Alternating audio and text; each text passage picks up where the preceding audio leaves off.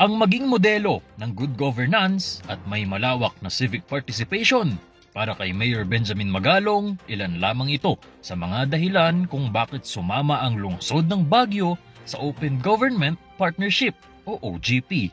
Through this summit, we have the opportunity to cement this partnership so we can further exchange ideas and best practices and craft strategies that will propel our city further along the path of inclusive, transparent, and accountable governance. Sa kauna-unahang OGP Summit sa Pilipinas, kanilang tinalakay ang importansya ng transparency, accountability at citizens' participation. Ang mga ito ay ilan sa mga kasangkapan tungo sa pag-unlad ng isang lugar. Naniniwala po ako, I have no doubts that the efforts you are already undertaking in accountable and participatory governance have laid a strong foundation for your OGP Local Action Plan. Ang lungsod ng Baguio ay mayroong 4 na commitment para sa OGP.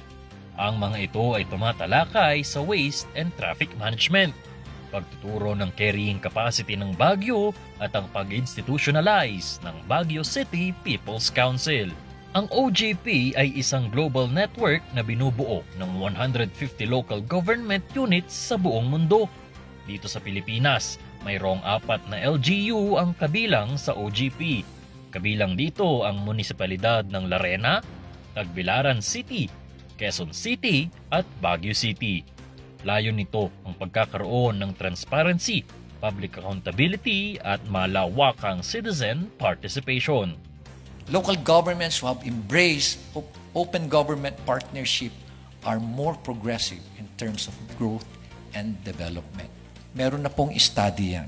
Ang OGP Summit ay nilahukan ng national government agencies, barangay officials, civil society organizations, academic sector at maging ang mga kabataan kung saan aktibong nagbigay ng kanilang opinyon tungkol sa Open Government Partnership.